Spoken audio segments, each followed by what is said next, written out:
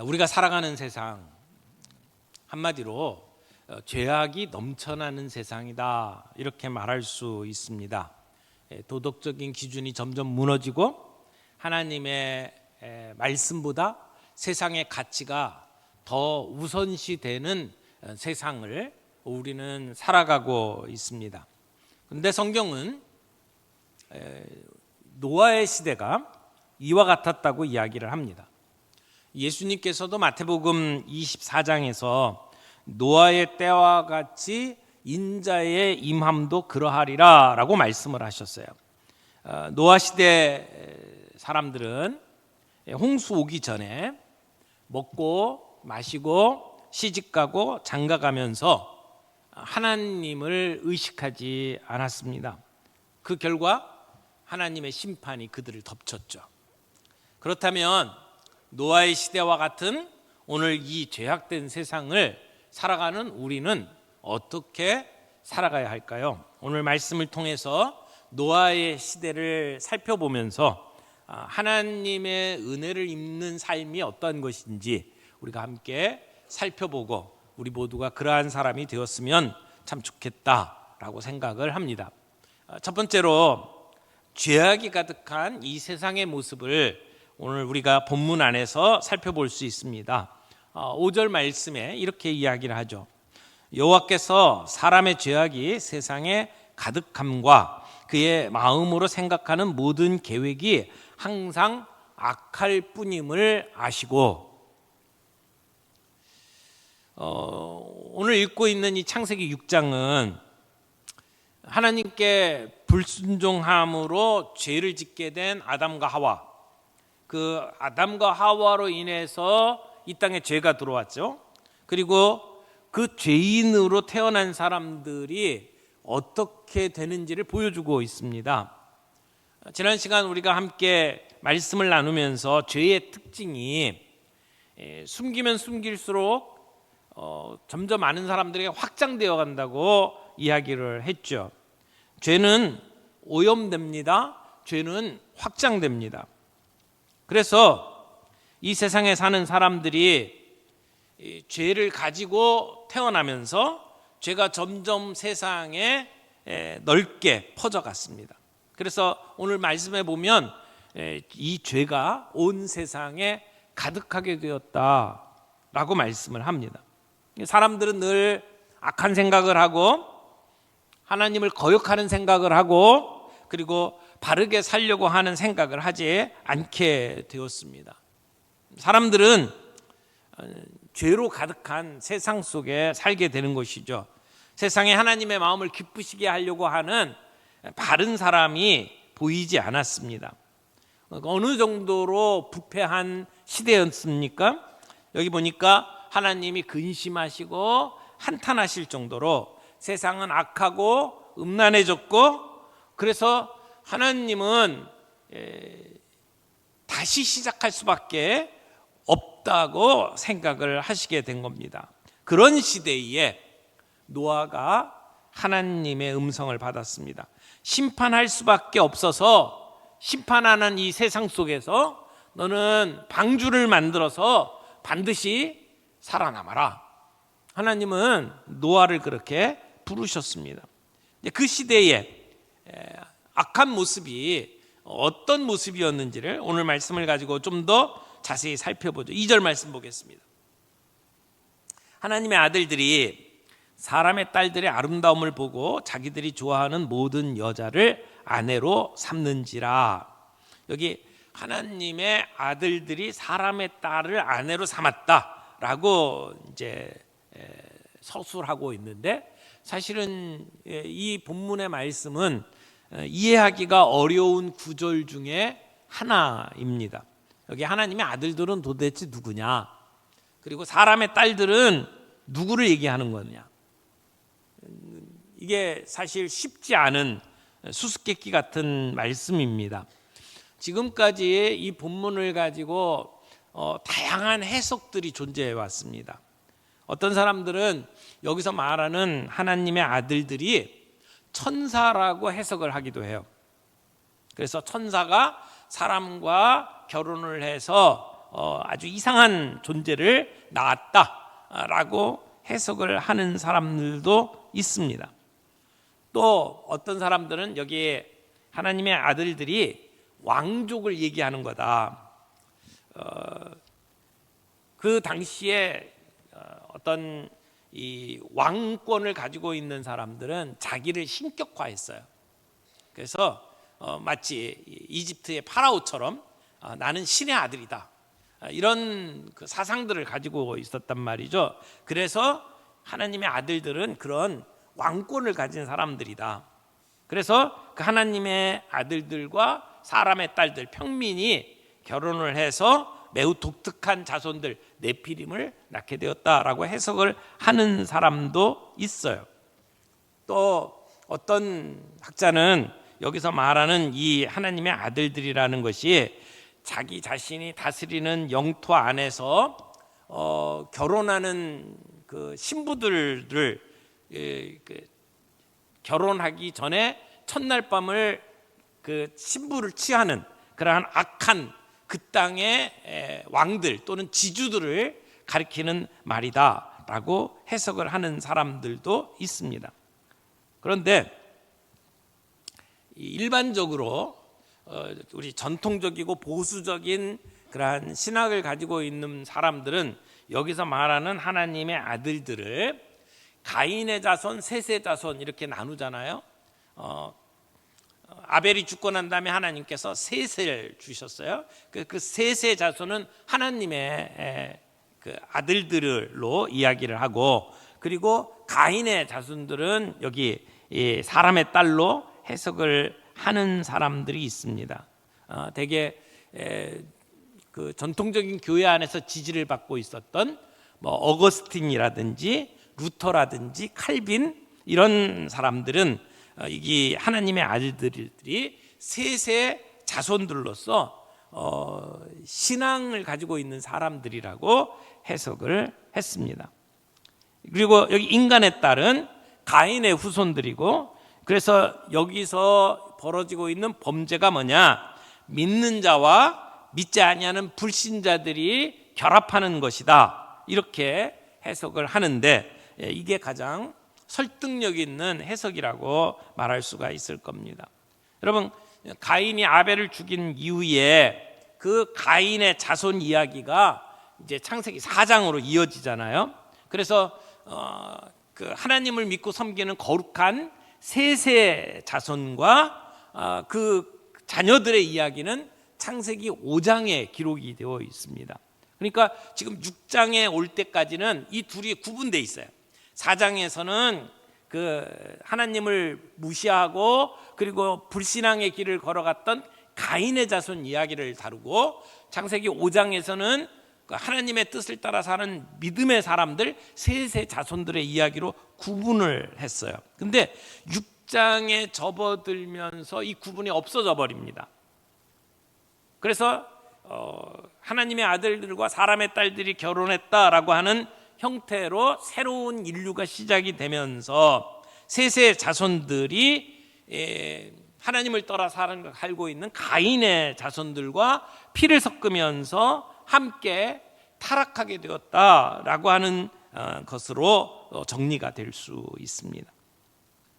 그래서 셋의 혈통을 이어받은 경건한 그러한 신앙의 자손들이 하나님을 의지하지 아니하고 살아가는 가인의 후손들과 어울리기 시작을 했다는 것입니다. 그러면서 온 세상에 죄악이 가득 차게 되었다.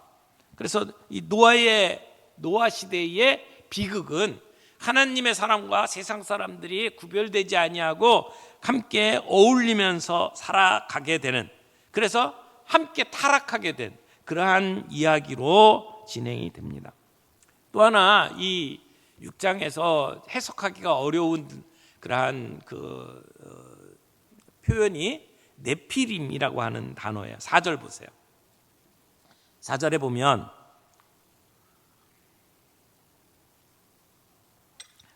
당시의 땅에는 네피림이 있었고 그 후에도 하나님의 아들들이 사람의 딸들에게로 들어와 자식을 낳았으니 그들은 용사라 고대에 명성이 있는 사람들이었더라. 이 네피림이라고 하는 그 단어가 나오는데, 네피림이라고 하는 말의 뜻은 문자 그대로는 떨어진 사람들, 타락한 사람들이라는 뜻이에요. 그러니까 이미 그 땅에 타락한 사람들이 있었다는 겁니다.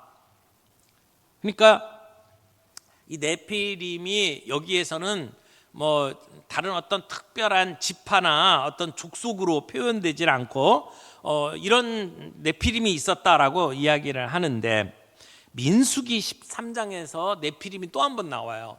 근데 그때 네피림은 어떤 의미로 사용이 되냐면 덩치가 아주 큰 사람들, 거인들로 표현이 됩니다.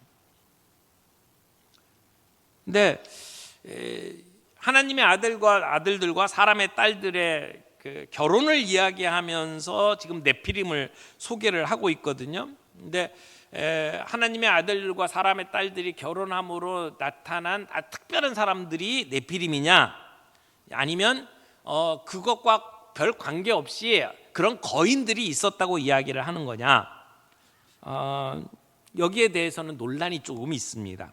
그런데 여기 4절 후반부에 보면 그들은 용사라 고대의 유명한 사람이었다라고 얘기하는데, 용사라고 하면 굉장히 용맹한 사람들, 이런 뜻을 우리가 가지고 좋게 해석을 할 수 있는데, 사실은 여기 말하는 용사라고 하는 것은 폭군이라는 뜻이 더 강합니다.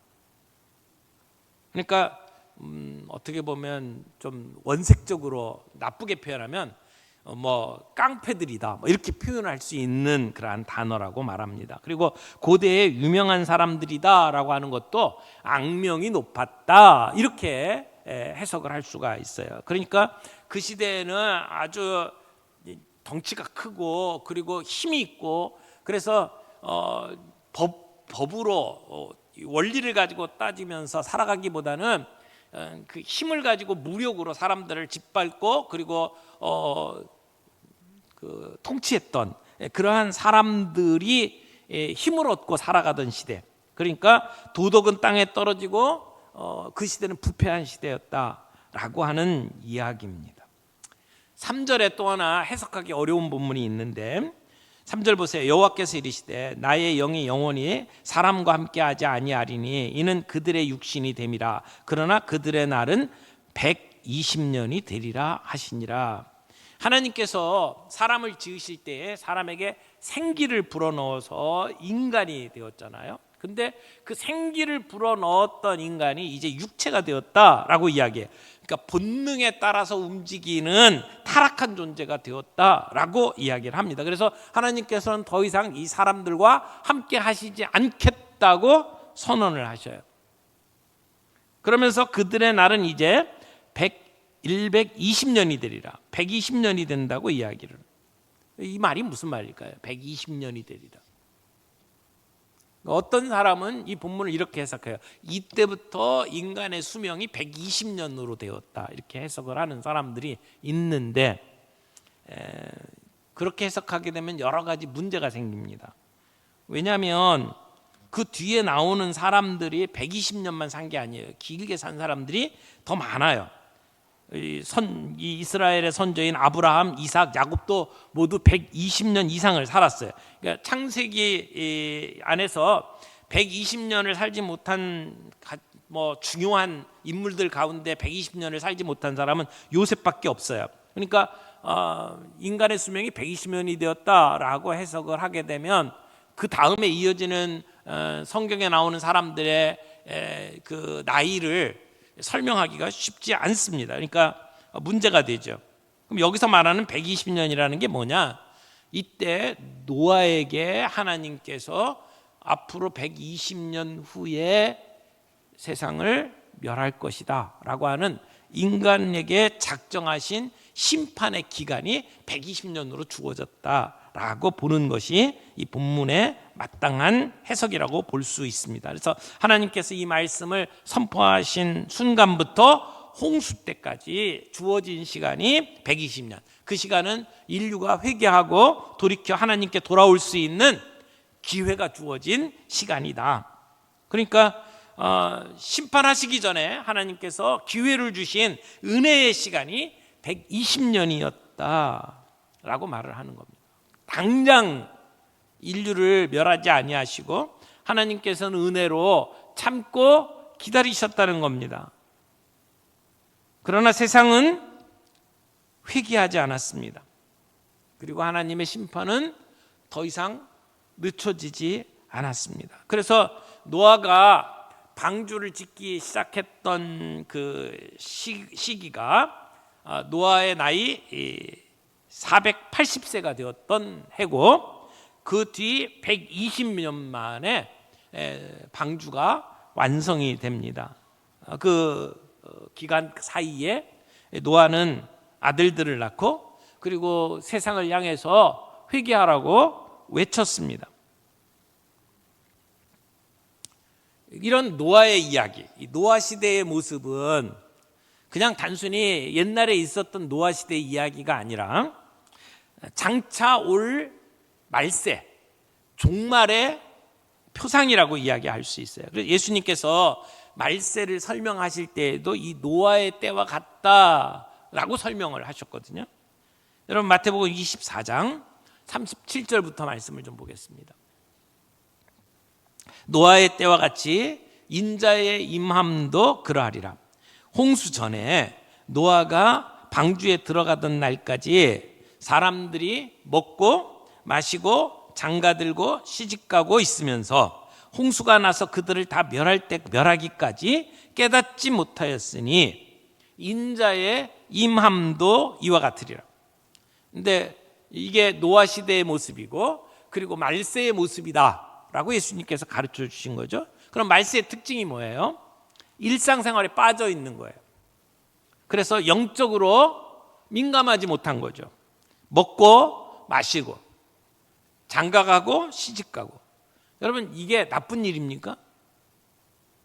이건 나쁜 일이 아니에요. 먹는 거 마시는 거 우리가 살기 위해서는 반드시 해야 될 일상생활이에요. 사람이 살아가는 삶 가운데 시집가고 장가가는 것 당연한 일이에요. 그런데 그런 일상생활에 빠져가지고 그래서 시대가 어떻게 흘러가고 있는지 영적인 감각을 잃어버렸다는 거예요. 어떻게 살아야 하는지 소위 영적인 예민함, 영적인 민감성을 상실해버렸다는 것입니다. 이것이 종말이 가까운 시대의 모습이다. 노아를 휩쓸었던 시대의 모습이 바로 이와 같았는데 앞으로 우리들이 살아가는 종말의 시대, 이와 같다는 겁니다. 일상생활 속에 푹 빠져서 소위 소소한 행복에 젖어서 우리 시대가 어떻게 되어가는지를 모르고 영적으로 둔해진다는 것입니다. 그래서 깊은 죄악의 잠을 자고 있는 모습이라는 거예요. 그래서 다가오는 심판의 나팔 소리를 듣지 못한다라고 하는 것입니다. 그러니까 이 시대의 모습은 그들이 저지르는 죄악이 일시적인 것이 아니라 늘 그들의 생각이 악했다라고 이야기합니다. 그것이 인간의 부패한 본성이라고 말을 하는 것이죠.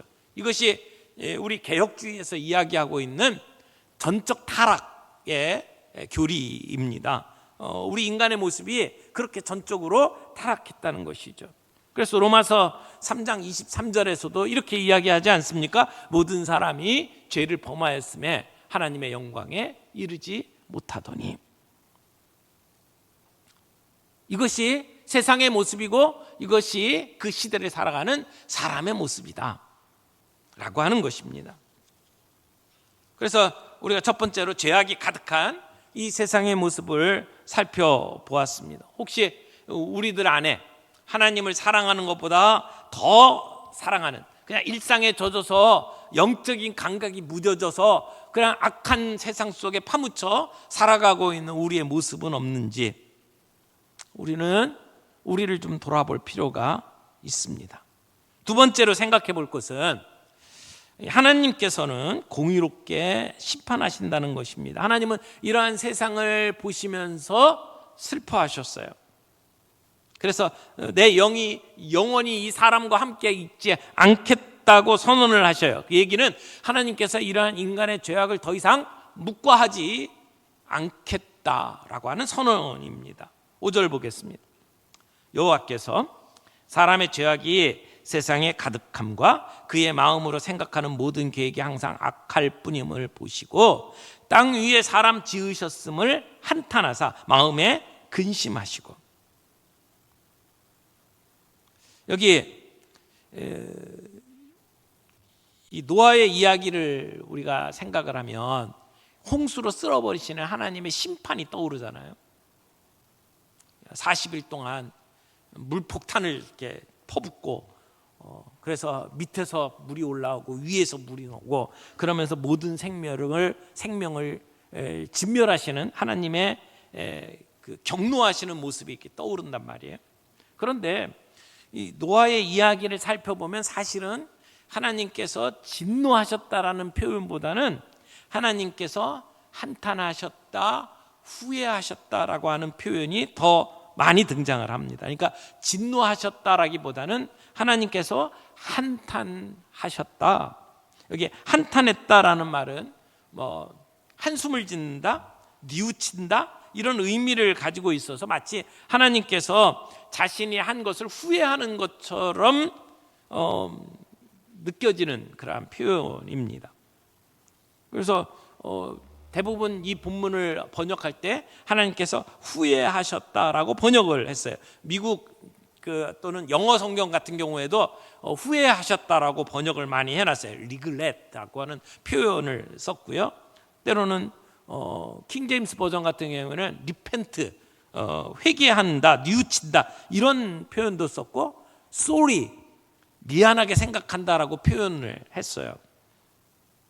그러니까 하나님께서 그렇게 미안하게 생각하고 후회하실 수 있나? 이런 생각이 듭니다. 근데 여기서 그 성경에 나오는 이 단어가 히브리어로는 나함이라고 하는 단어인데 그 나함이라고 하는 단어가 다른 성경 본문에서도 여러 군데 나타나거든요. 대표적인 게 민수기 23장 19절이에요. 거기에는 이렇게 표현을 했어요. 하나님은 사람이 아니시니 거짓말을 하지 않으시고 인생이 아니시니 뭐가 없다? 후회가 없다. 그때 말하는 후회가 나함이에요. 근데 지금 창세기 6장에서는 하나님께서 후회하신다고 번역을 해놨는데 민수기에서는 후회가 없다고 이야기를 하잖아요. 그러면 어떻게 이 본문을 우리가 해석하는 게 맞을까요?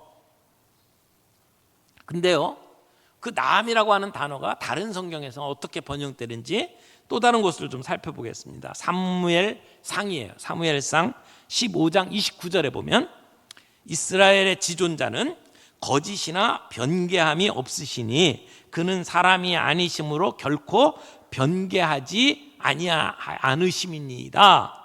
여기 말하는 변개한다라고 표현이 되어 있는데 그게 나함이라는 단어예요. 변개한다. 변개가 뭐예요? 바꾼다 이런 뜻이잖아요. 또 하나 볼까요? 요나서 3장 10절이에요.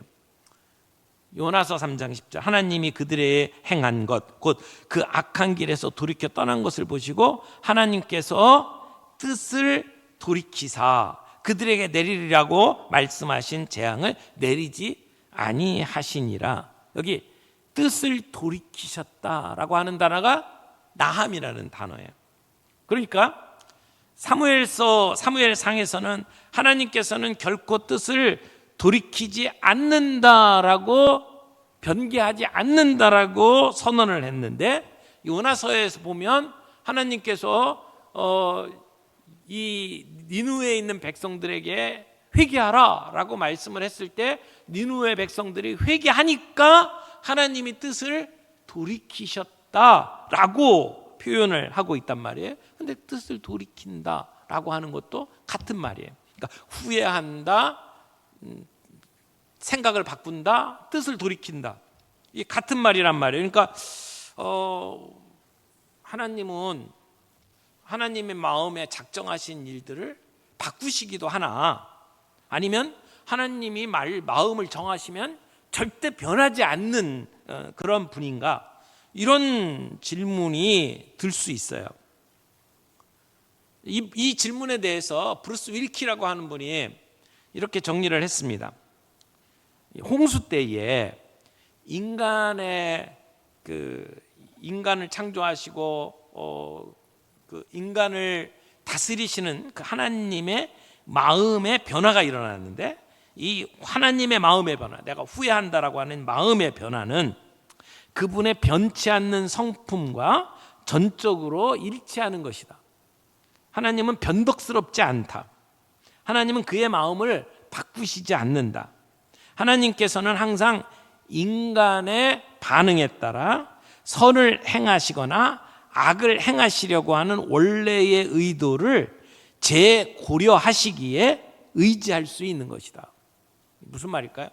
하나님께서는 모든 걸 다 세팅을 다 해놓고 그리고 그것대로 움직이시는 것이 아니라는 거예요. 하나님께서는 인간에게 순종할 수 있는, 그래서 결단하고 하나님의 뜻대로 살 수 있는 길과 거역하고 살 수 있는 길을 두시고, 하나님께서 인간의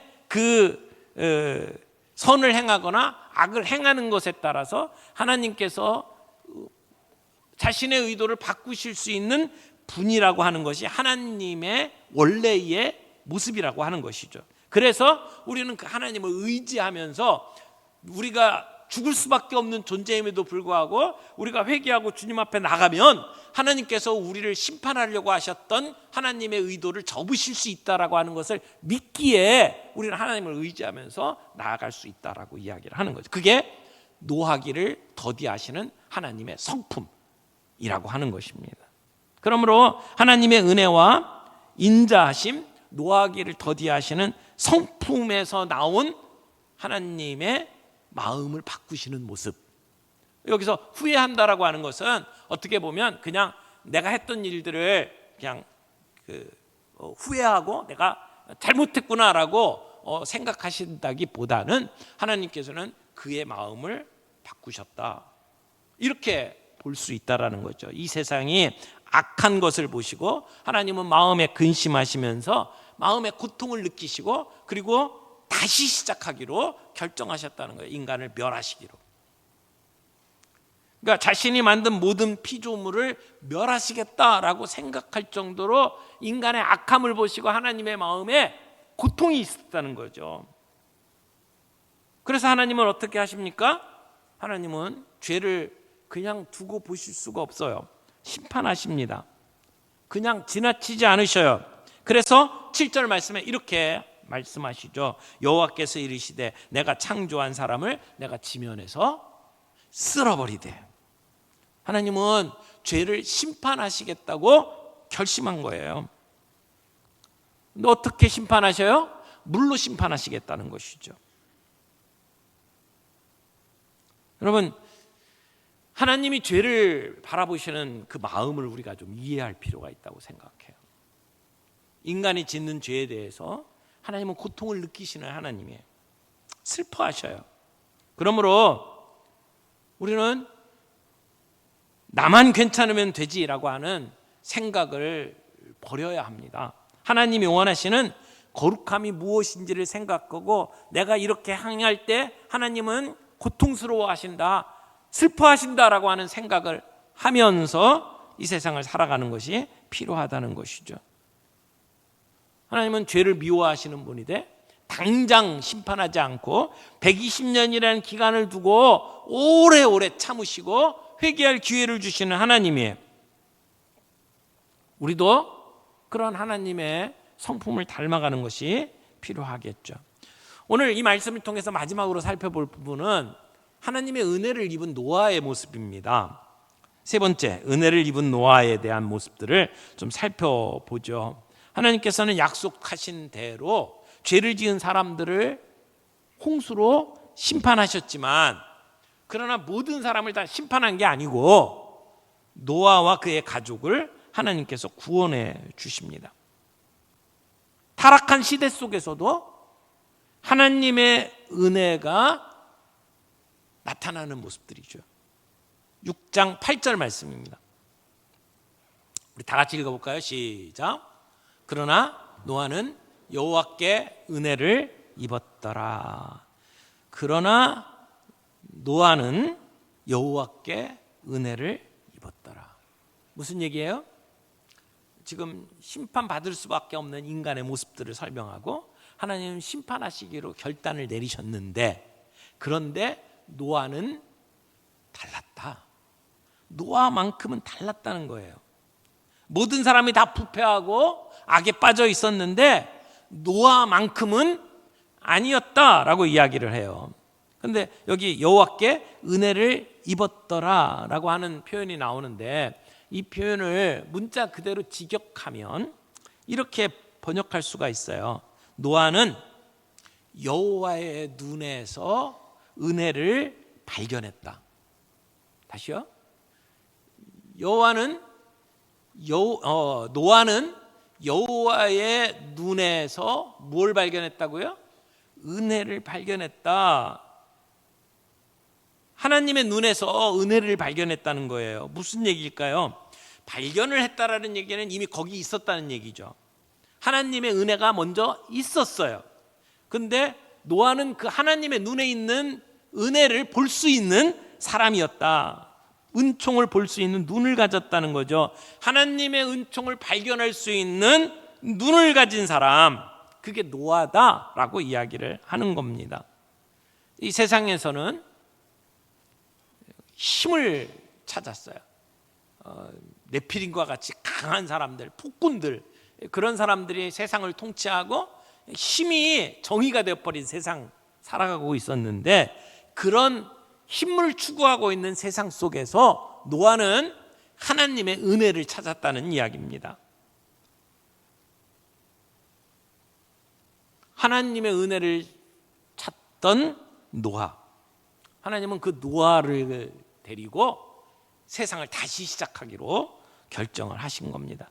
하나님에게 은혜가 있었고 사랑이 있었는데 노아는 그 하나님의 은혜를 볼 수 있는 눈을 가지고 있었어요. 이게 세상 사람들하고 달랐다는 것입니다. 은혜가 있는데 그걸 보는 사람이 있고 못 보는 사람들이 있다는 것이죠. 근데 노아는 그걸 보았다라고 이야기를 하는 겁니다. 아무리 이 세상에 악이 가득하지만, 사람들이 하는 짓이라고 다 악한 행동들밖에 없었지만, 하나님의 은혜를 찾는 한 사람, 하나님은 그 노아와 눈을 맞추시고, 그리고 노아와 더불어 세상을 재창조하시는 겁니다. 하나님의 은혜가 있음에도 불구하고 그걸 보지 못하는 사람들이 대부분이라는 것이죠. 그런데 하나님의 은혜를 발견하고 하나님과 눈을 맞추고, 그리고 그 하나님으로부터 그 은혜를 누리는 사람. 여러분, 노아가 세상 사람들보다 더 거룩하고 흠이 없는 사람이라는 얘기가 아닙니다. 은혜가 뭡니까? 은혜는 일방적으로 주어지는 호의, 그게 은혜 아닙니까? 조건 없이 베풀어지는 일방적인 친절이 은혜입니다. 근데 은혜의 반대는 뭐예요? 심판. 마땅히 그 죄값을 받아야 되는 것, 심판. 그것이 세상 사람들을 향한 당연한 결과였어요. 마땅히 받아야 될 의문의 결과, 이게 심판 아닙니까? 그런데 그런 심판받아야 될 사람들에게 심판이 아니라 하나님의 호의가 베풀어지는 것, 이게 은혜라고 하는 것이죠. 노아 시대 모든 사람들이 죄를 지어서 심판받을 수밖에 없는 사람들이었어요. 그러니까 심판받아야 될 사람을 심판하는 게 당연한 거예요. 그들의 행동이 악했을 뿐만 아니라 그들의 생각조차 악하다고 이야기하잖아요. 5절 보세요. 여호와께서 사람의 죄악이 세상에 가득함과 그의 마음으로 생각하는 모든 계획이 항상 악할 뿐임을 아시고, 그래서 인간은 하나님의 심판을 피할 수 없는 죄인들이었어요. 그런데 하나님의 그 심판이 임박한 그때에 하나님의 은혜를 입은 사람이 노아였다는 겁니다. 그러니까 노아가 한치의 잘못을 저지르지 않고 깨끗한 사람이었다, 그렇지 않아요. 노아도 그의 삶의 기록들을 보게 되면 실수를 저지르고 그리고 죄를 범합니다. 그러나 노아는 은혜를 입은 사람이었다는 게 다르죠. 그 시대 사람들하고 노아의 차이점이 뭡니까? 은혜를 입었느냐의 여부예요. 그래서 8절 말씀이 그러나로 시작을 합니다. 노아의 삶과 세상 사람들의 차이가 뭔지를 이야기를 하는 거죠. 하나님의 은혜를 입은 사람 노아. 여러분, 그 은혜를 입은 사람은 이제 세상 사람들하고 다르게 살아갑니다. 어떻게 다른 모습인지 한번 볼까요? 노아는 무엇보다도 하나님 앞에 순종했습니다. 노아가 순종했기 때문에 구원받은 게 아니라 하나님의 은혜를 받았기 때문에 그의 삶은 순종하는 삶으로 변화될 수 있었다는 것이죠. 그래서 하나님께서 노아에게 방주를 지으라 라고 이야기를 했을 때에 세상 사람들이 그 높은 산 위에 방주를 짓는 모습을 보면서 다 조롱했을 거예요. 미쳤다고 얘기했을 거예요. 그렇지만 노아는 그 긴 세월 끝까지 순종하면서 방주를 지었습니다. 하나님의 말씀을 신뢰하면서 믿음으로 순종할 수가 있었습니다. 하나님의 은혜를 입은 사람이었기 때문에 가능한 거죠. 6장 22절 보겠습니다. 노아가 그와 같이 하여 하나님이 자기에게 명하신 대로 다 준행하였더라. 하나님의 말씀대로 다 순종했다는 것입니다. 여러분, 노아의 이야기를 이렇게 읽으면서 한 가지 이상한 것은 노아의 말이 한 번도 안 나와요. 노아가 한마디도 말을 안 해요. 대화가 없어요. 그런데 노아를 설명할 때마다 순종했다는 말이 계속 반복됩니다. 22절에 보면 자기에게 명하신 대로 다 준행했다라고 표현하고 있고, 그 다음에 7장에 넘어가서 7장 5절에도 노아가 여호와께서 자기에게 명하신 대로 다 준행하였더라 라고 말씀하고 있고, 또 9절에도 노아에게 명하신 대로 암수 둘씩 노아에게로 나와 방주로 들어갔다 그렇게 이야기하고 있고, 또 7장 16절에도 하나님이 그에게 명하신 대로 들어가매 여호와께서 그를 들여보내시고 문을 닫았다라고 표현을 하고 있죠. 그러니까 하나님이 명하신 대로 순종하는 모습으로 노아를 설명하고 있습니다. 그러니까 홍수가 올 조짐이 전혀 보이지 않던 그 기간 동안 하나님이 명하신 대로 120년 동안 방주를 지은 노아였다는 것입니다. 하나님이 명하신 대로 순종했다는 것이죠. 이 순종이 쉽겠습니까?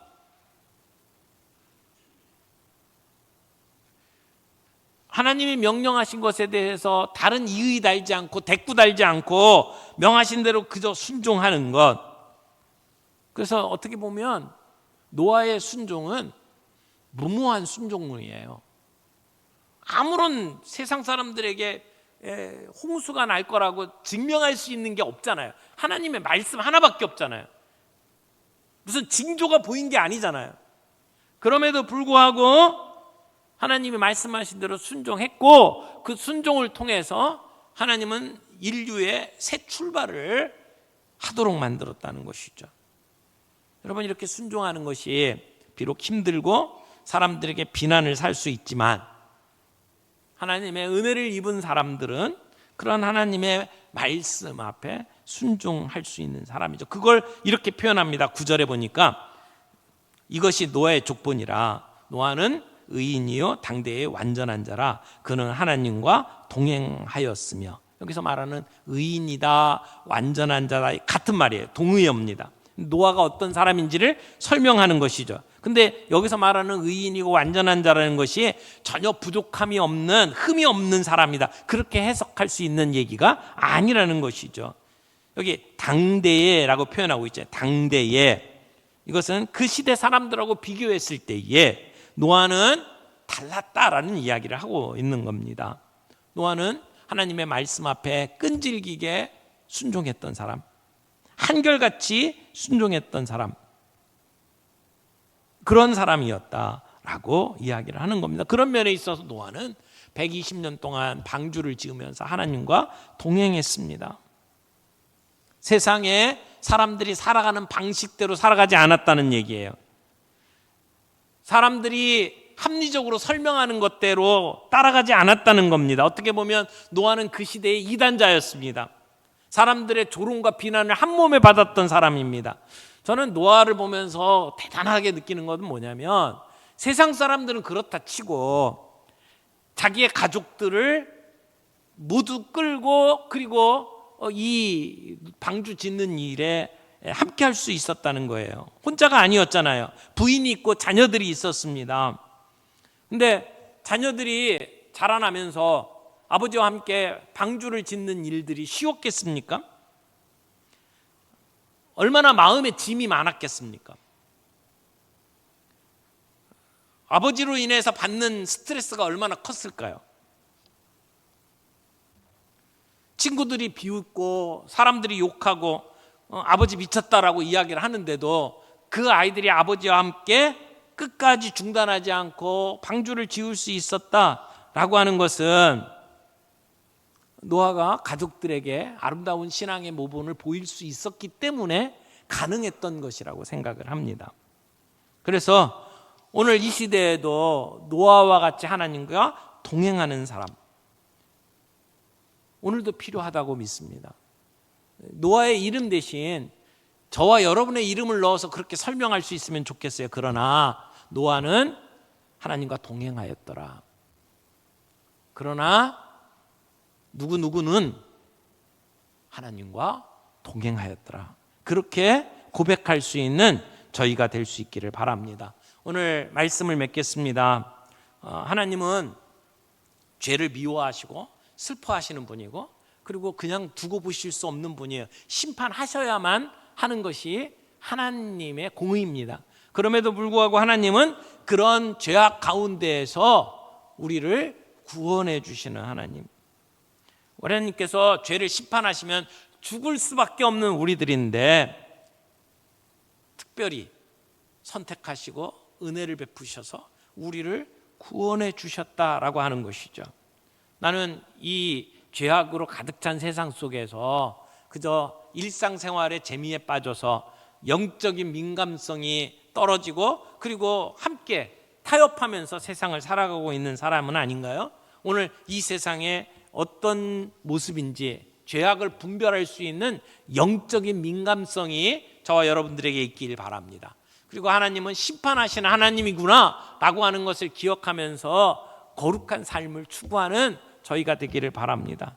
뿐만 아니라 그 속에서도 하나님은 은혜의 하나님이라는 것을 기억하고 하나님의 눈에서 은혜를 발견하고 그 하나님과 눈을 맞추며 그 은혜를 누리며 살아갈 수 있는, 그래서 믿음으로 하나님의 말씀 앞에 순종하면서 살아갈 수 있는 저와 여러분들이 되기를 바랍니다.